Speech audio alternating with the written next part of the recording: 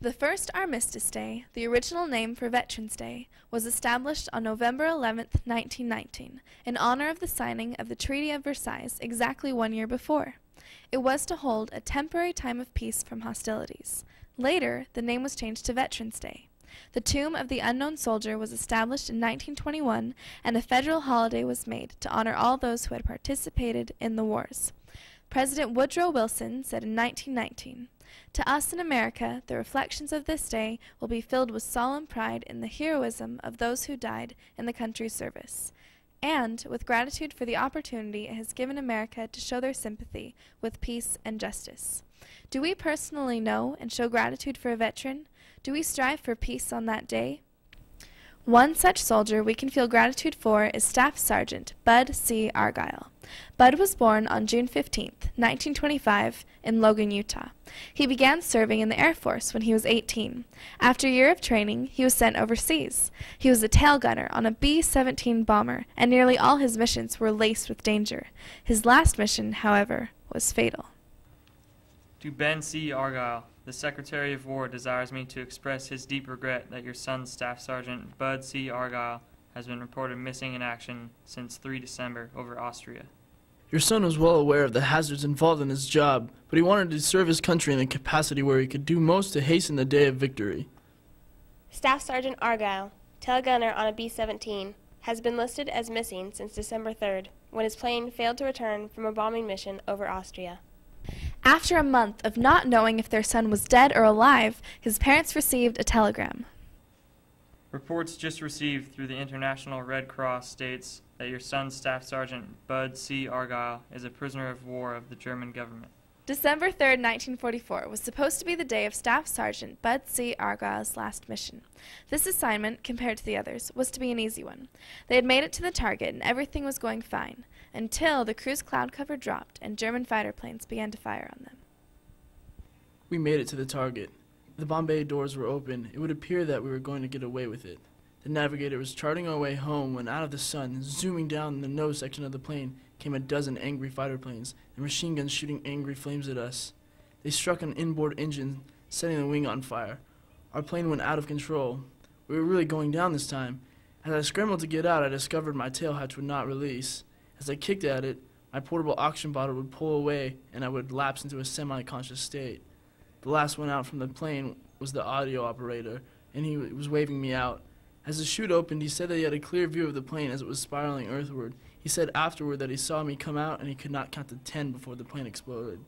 It was a close call. We were taught how to land, but no one told us that the ground came up and smacked you, not that you smacked the ground. These were emergency chutes and they were small. It was the same as jumping off a 25-foot building without a chute. I came down in a forest. My shooting lines cleared the trees and I landed right square on my backside. It was sore for a good long time. I quickly buried my parachute and started to run.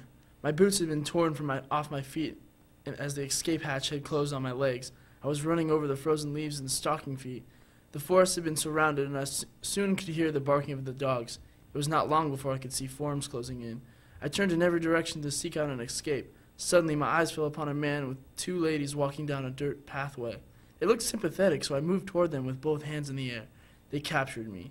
Soon, a couple of German soldiers stepped out from the woods. They took over from there.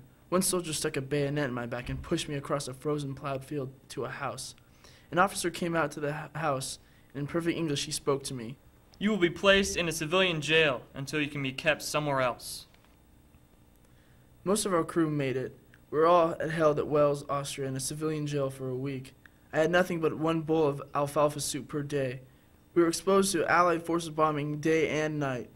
Several nights we were knocked about by the concussion of bombs exploding nearby. The shrill air raid siren has ever burned in my mind. Knowing that a bomb could snuff you out is like tension and pressure beyond description. Later, some 90 of us were marched into a rail siding and handcuffed to the railing of a small rail boxcar. We were to begin a journey covering 6 days and nights of blinding fear and mental torture. With the shrill scream of the air raid siren, the train would stop. The guards would leave and run for cover. We would huddle and wonder if the bombs would hit us as the sound of planes came closer. All we could do was sit in the dark and wait. We arrived at Barth, Germany. We used tin cans to dig trenches next to the barracks. and we were ready to dive in if necessary. They, however, became our escape. At 10:20 p.m., the night of April 30th, 1945, the Russian Cossacks stormed the area. We had heard the sounds of their coming, and the German soldiers had run for cover after mining the area around us. The Russians were a tough group, but were friendly towards us. We were free. The first thought in my mind was, Lord, is this really true? I had given up ever seeing home again. My old friend, the Flying Fortress, was our liberator.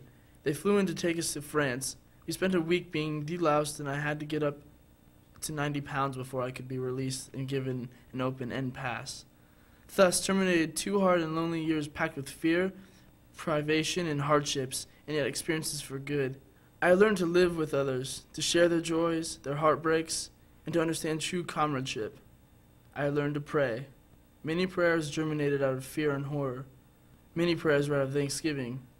God was always there.